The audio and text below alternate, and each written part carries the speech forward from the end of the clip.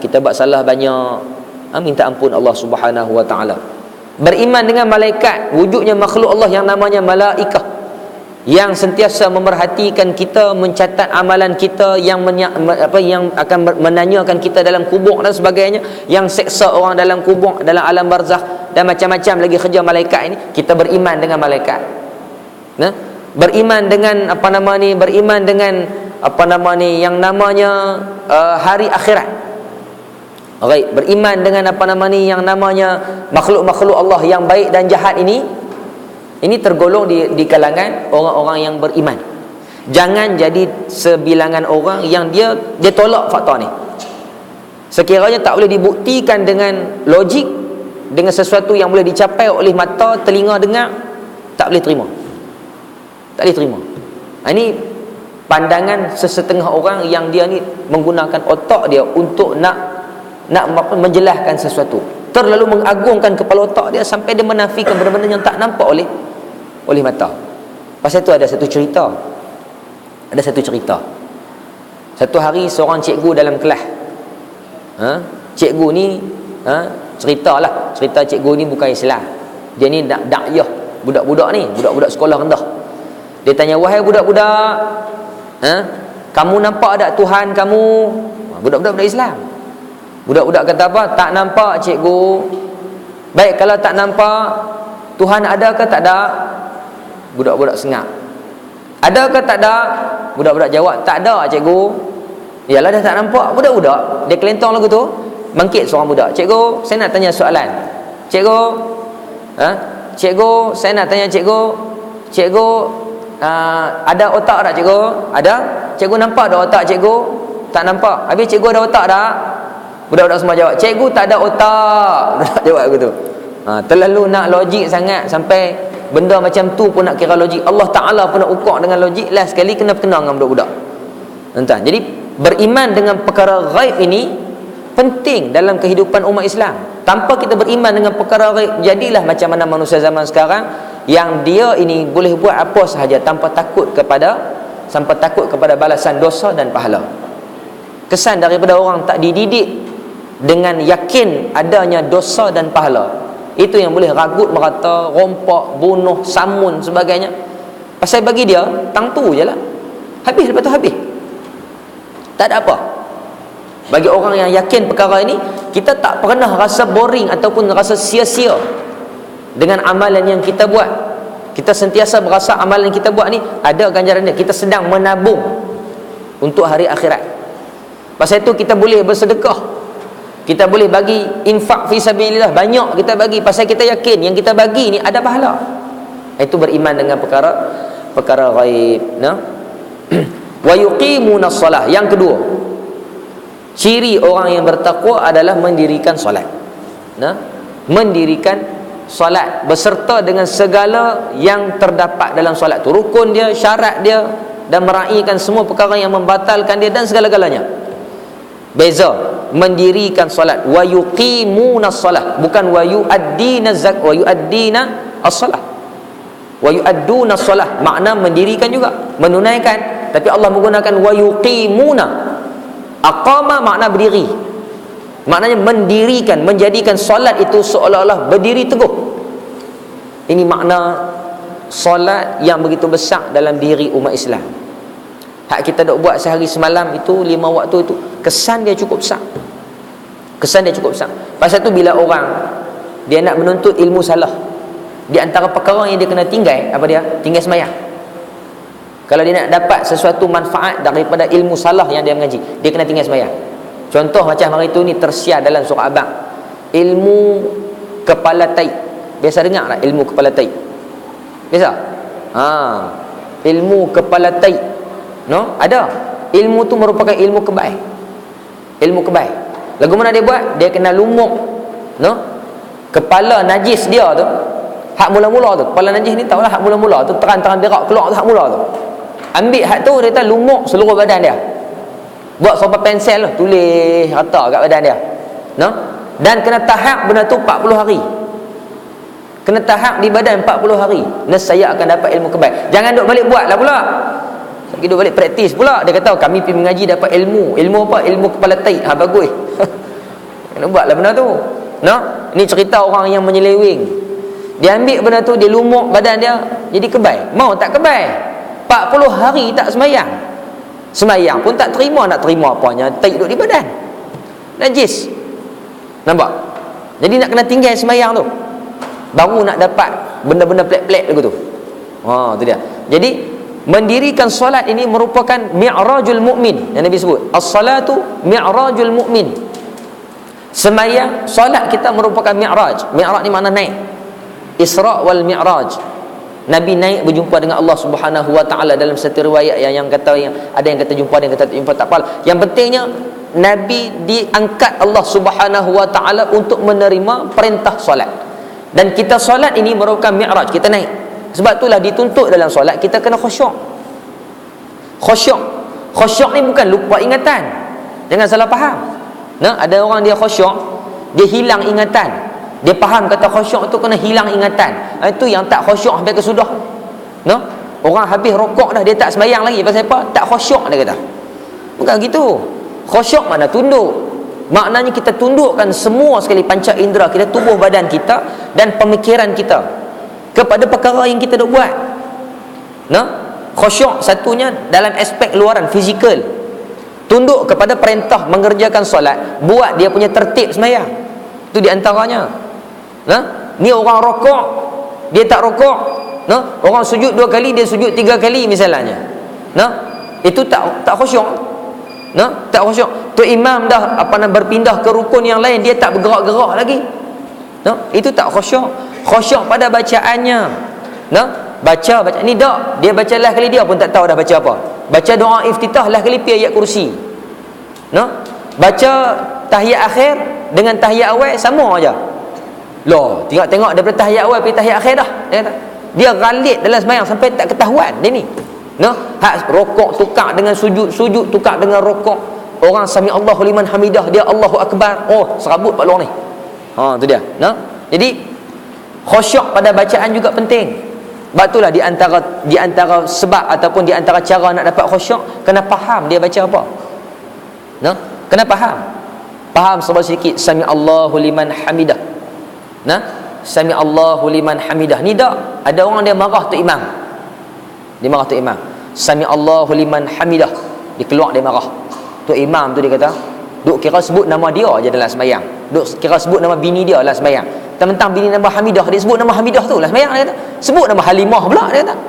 Bini dia nama Halimah. Dia marah tu imam sebut Hamidah. Tak reti sampai tak tu. No? Bukan pasal nama bini dia Hamidah dia sebut dalam sembahyang tu Hamidah. Sami Allahu liman hamidah maknanya Allah mendengar orang yang memuji dia. Ada kisah dia. No? Ada kisah dia. Seorang sahabat Nabi, no? Mai sembahyang lambat. Main lambat. Pasal apa lambat? Pasal ada seorang tua. Orang tua ni tunggu tepi jalan, nampak terhencot, dia berhenti, tolong dulu orang tua ni. Angkat orang tua ni, nak pergi mana pak cik? Jom saya bawa. Dia bawa lah. Jom, dia ajak pergi masjid. Tak apa, jom. Sampai masjid dia letak lah orang tua tu di luar. Dia kata hantar aku tang ni. Pasal apa?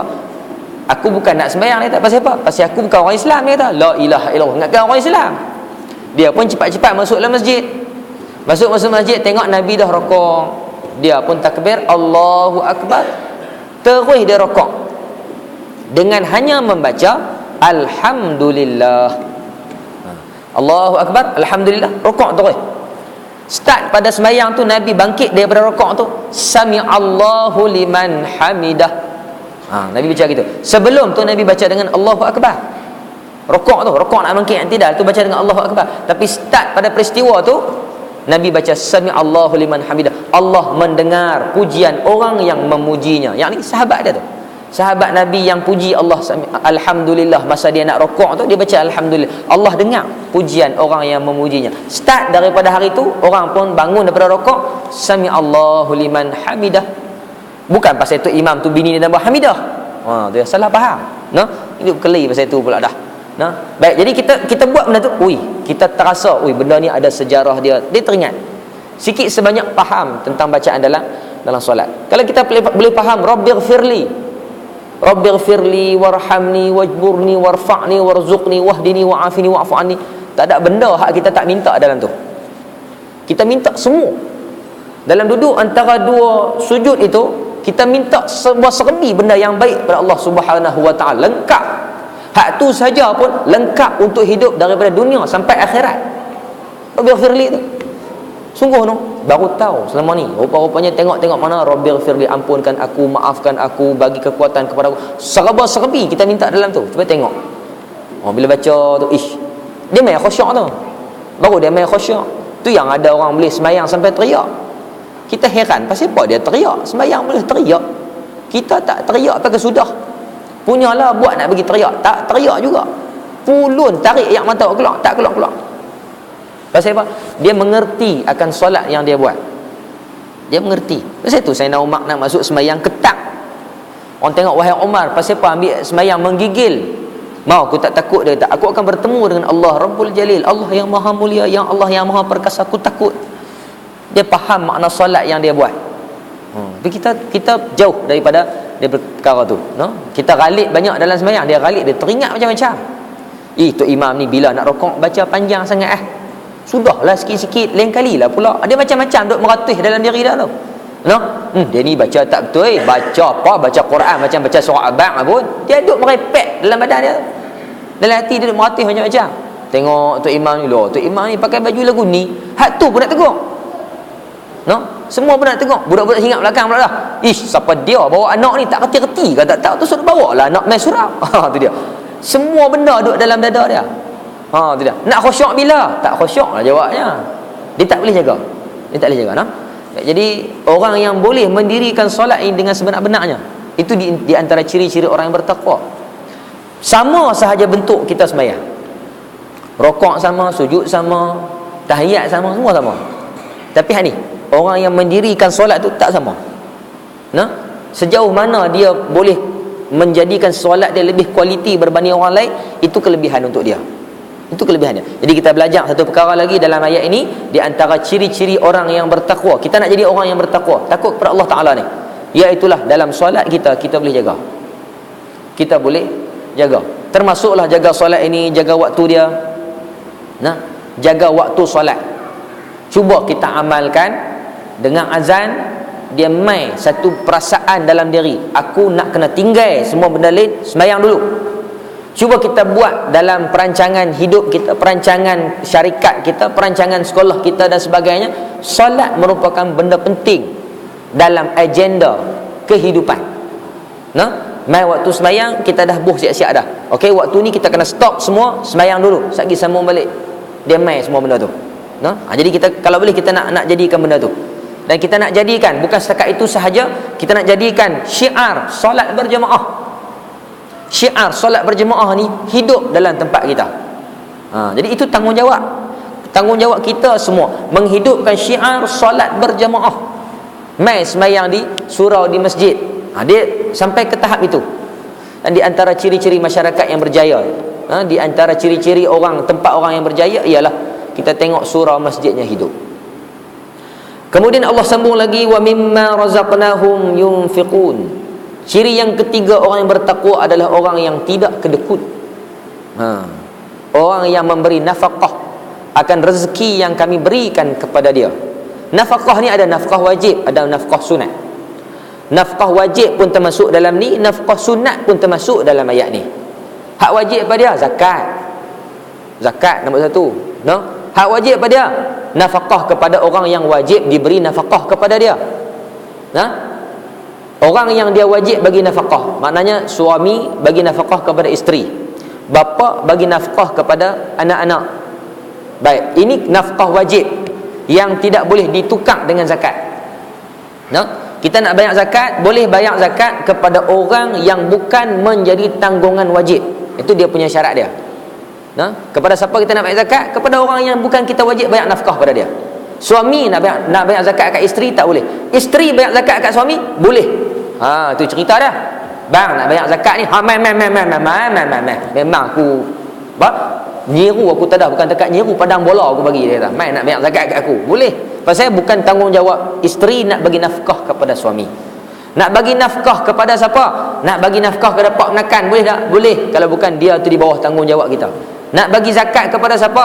Nak bagi zakat kepada ayah, kepada mak, yang bukan tanggungjawab si anak perempuan, boleh tak? Boleh. Tu cerita dia. Mak nak bagi zakat kepada anak, boleh tak? Boleh. Bukan tanggungjawab mak bagi nafkah kat anak. Hak bagi nafkah ni bapak. Bapak tak boleh bagi zakat kat anak. Anak bagi zakat kat bapak boleh? Boleh. Kalau anak tu tidak bertanggungjawab memberi nafkah kepada bapak. Kalau bapak dia dah miskin, dah lama hidup, dah miskin, tak berdaya dah, itu tanggungjawab anak. Nak bagi nafkah kepada bapak dan mak dia. Tapi dah masa ni pak dia pun okey aja, tak perlu bagi nafkah kepada bapak. Cuma pak dia miskin. Bukan fakir, pak dia miskin, kita kata. Nak bayar zakat pada pak dia, boleh tak? Boleh. Itu dia. Baik, itu nafkah yang wajib. Nafkah sunat lain pada wajib. Lain pada wajib. Tu tabung surau tu nafkah sunat. Berdosa tak kalau tak bagi? Tak berdosa. Cuma orang kata lah, hang ni apa, kedekut tak hidung mesin, RM1 tak boleh buang dalam tabung surau. Itu je lah. Berdosa tak? Tak berdosa. Tak ada masalah kalau tak buang apa pun dalam tabung surau. Nampak? Nafkah sunat. Nafkah kepada budak hak main minta sedekah, rumah kita bagi. Tak ada masalah. Baik, itu nafkah yang wajib, nafkah yang sunat. Baik, orang yang memberi nafkah kepada orang lain, itu merupakan ciri-ciri orang yang bertakwa. Dan Nabi sebut apa dia? As-sadaqatu burhan. As-sadaqatu burhanun. Sedekah itu merupakan burhan. Burhan makna apa? Burhan makna dalil, petunjuk. Sedekah merupakan petunjuk kepada orang tu beriman. Itu makna dia. Sedekah petunjuk kata orang tu beriman. Beriman apa? Beriman bahawa Allah bakal menggantikan kepada dia balik apa yang dia bagi kepada orang. Dia nafkahkan pendapatan dia untuk pergi buat haji misalnya. Dia himpun duit ni nak buat haji, maka dia nafkahkan itu untuk perbelanjaan fi sabilillah, pergi buat haji.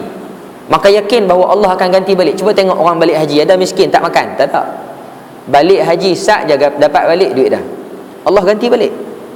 Jadi sama-sama kita azam nak beli buat haji. Juga Allah menyebut dalam ayat yang keempat, di antara ciri-ciri orang yang bertakwa juga adalah orang yang beriman dengan Alkitab, beriman dengan wahyu yang Allah turunkan dulu dan sekarang. Sekarang ni mana Al-Quran lah. Dahulu kitab-kitab yang dahulu sebelum ada Quran, dan juga kitab yang diturunkan kepada Nabi kita, yang ni Al-Quran. Beriman semuanya. Beriman dengan Alkitab yang diturunkan daripada kitab Taurat, kitab Zabur, kitab Injil, dan segala suhuf yang diturunkan kepada para Nabi. Dan juga beriman kepada Al-Quran.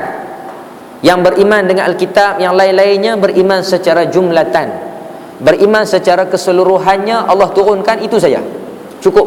Tak perlu pergi nak mengaji lagi kitab Taurat, kitab Injil, tak payah. Dan beriman kepada Al-Quran, kena beriman sebiji-sebiji. Tidak boleh ingkar walaupun satu ayat, tidak boleh ingkar walaupun satu perkataan daripada Al-Quran. Siapa yang kufur dengan mana-mana ayat Quran, itu orang yang rugi, itu orang yang wal'iyazubillah menjadi orang yang murtad daripada ajaran Islam. Itu kita pegang. Di antara ciri orang yang beriman ialah beriman dengan kitab yang diturunkan oleh Allah Subhanahu wa taala. Yang itu pegangan kita. Itu pegangan kita. Main sahaja ayat Al-Quran kita terima, kita patuh. Kita patuh terhadap Al-Quranul Karim.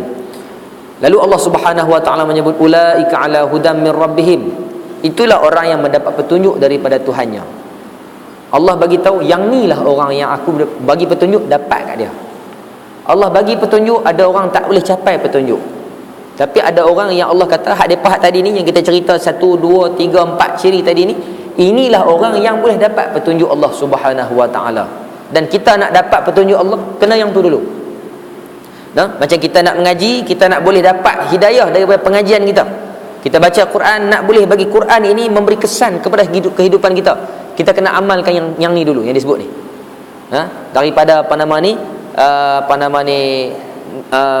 orang yang mendirikan solatnya, nafkahnya, beriman dengan perkara ghaibnya, beriman dengan kitab-kitab yang diturunkan semuanya. Okey, selepas itu barulah layak mendapat petunjuk Allah Subhanahu wa taala. Jadi kita tak pelik lah. Kita tak pelik lah wujudnya insan yang seperti apa?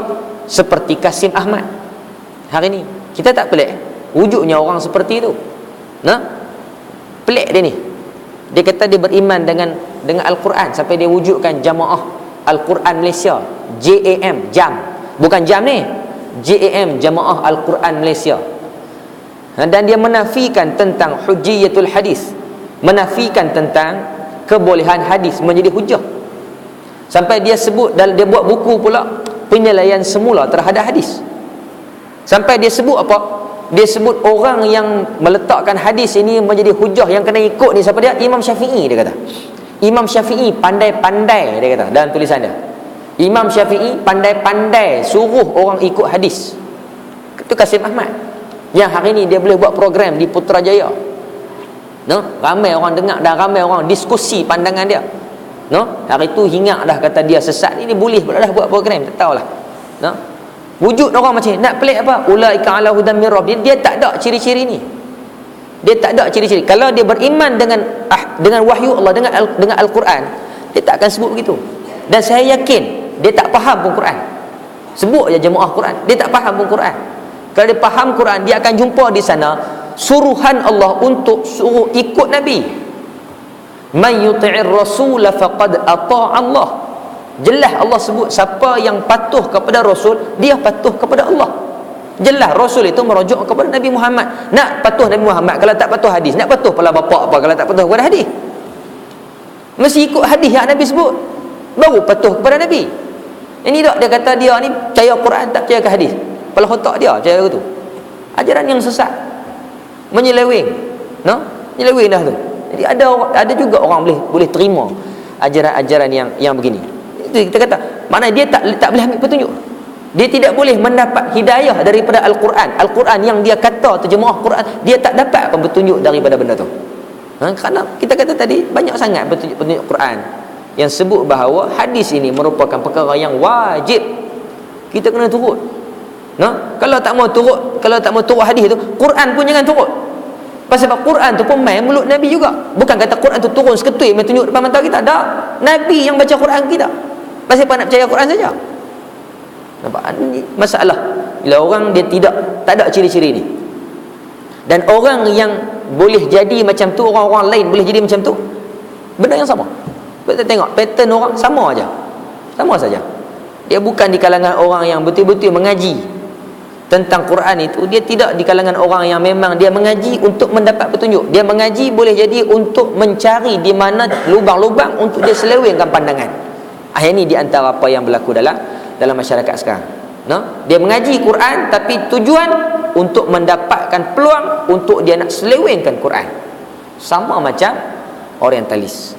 Tuan-tuan, jadi ramai orang yang begini. Moga-moga kita terhindar daripada orang yang menyelewengkan Quran, dan kita harap moga-moga kita menjadi orang yang bertakwa. Orang yang takut kepada Allah, siang dan malam, takut kepada Allah daripada melakukan dosa dan maksiat kepada Allah. Dan kita jadi orang yang beriman dengan perkara gaib, jadi orang yang mendirikan solat dengan sebenar-benarnya, dan kita tidak lokek dalam kita memberikan nafkah kita, dan kita menjadi orang yang beriman kepada wahyu yang Allah Subhanahu wa taala turunkan kepada Nabi sampai kepada kita. Kira-kiranya 5 ayat yang kita baca pada malam ini, insya-Allah kita akan sambung ayat yang ke-6 yang akan membicarakan tentang apa? Tentang orang kafir. 5 ayat awal cerita orang beriman. 2 ayat lepas ni cerita orang kafir. Kita akan tengok pula. Dan selepas itu 5, 2, 7 ada lagi 13 ayat. 13 ayat cerita orang munafik. Nanti kita akan tengok sambungan dia daripada ayat yang ke-6 sampailah kepada ayat yang ke-20. insya-Allah kita akan cuba tengok nanti pada kali yang akan datang. Moga-moga 5 ayat kita baca. Hak ni kita dah baca macam masa tahlil, hafal belaka dah. Hafal belaka dah masa baca tahlil tu. Moga-moga kita boleh faham dan kita boleh amalkan daripada apa yang kita faham pada malam ini. Wallahu a'lam.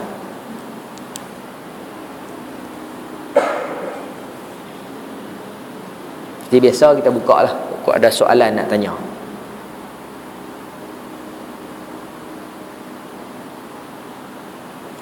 Siapa tak mau tanya dah? Ya, sila.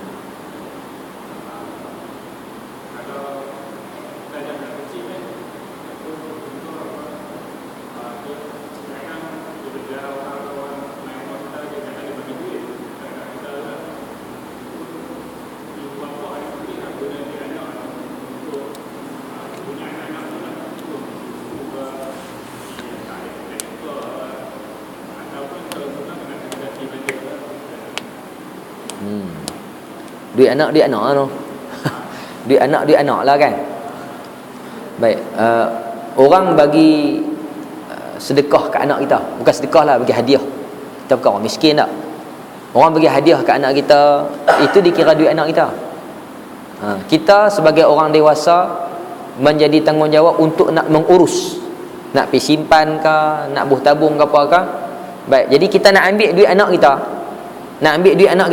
kan. Jadi anak kita ni, yalah, dia bukan ada hak penjagaan lagi, dia bukan menjadi orang yang kita kata orang yang kita kata orang yang mukallaf. Anak kecil lah, kalau anak kecil, kalau kata belum mumayyiz lagi lah. Okey, harta dia tu merupakan hak dia. Baik, kalau kita beli sesuatu untuk kegunaan dia, adakah itu termasuk dalam tanggungjawab kita? Maknanya benda yang kita beli tu, contohnya makanan. Susu tu makanan yang wajib kepada bapa untuk sediakan kepada anak. Tu dia. Jadi tak boleh ambil duit tu. Ambil duit kita. Kalau ambil, kira hutang dengan anak. Jadi ganti balik lah. Boleh gitu. Jangan ambil lah eloknya. Duit raya mereka kan. Oi, duit raya hang banyak ni. Tu dia.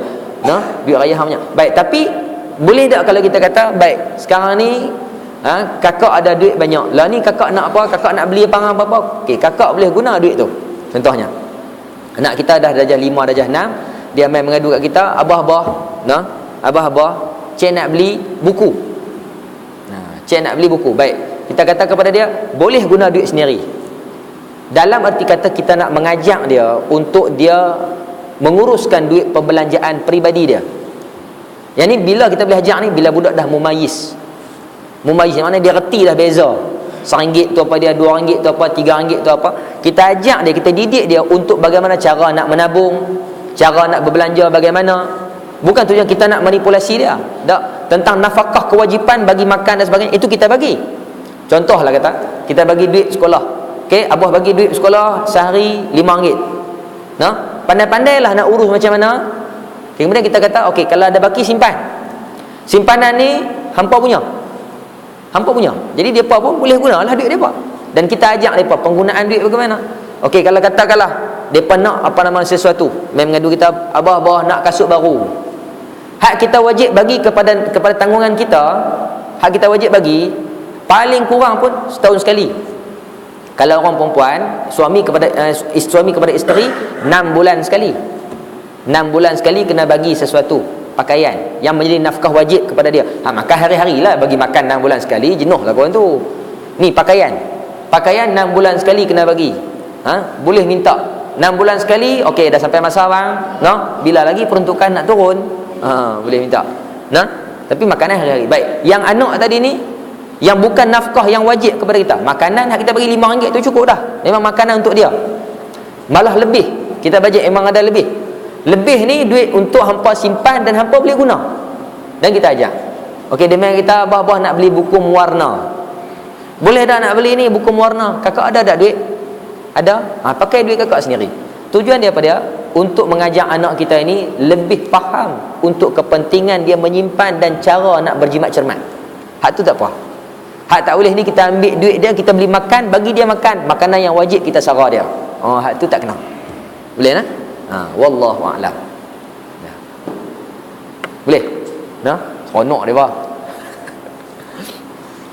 Subhanakallahumma wa bihamdika asyhadu an la ilaha illa anta astaghfiruka wa atubu ilaik. Bismillahirrahmanirrahim. Wal 'asr innal insana lafi khusr illa alladhina amanu wa 'amilus shalihat wa tawassaw bil haqqi wa tawassaw bis sabr. Bismillahirrahmanirrahim. Alhamdulillahirabbil alamin wassalatu wassalamu ala asyrafil anbiya'i wal mursalin sayyidina Muhammad wa ala alihi wa sahbihi ajma'in. Allahumma arinal haqqa haqqan warzuqna ittiba'ah wa arinal batila batilan warzuqna ijtinabah. Allahumma faqihna fid din wa 'allimna ta'wil wahdina siratal mustaqim bi khatamil muslimin sallallahu alaihi wasallam Muhammad wa ala alihi wa sahbihi ajma'in. Alhamdulillahirabbil alamin. Subhanallah.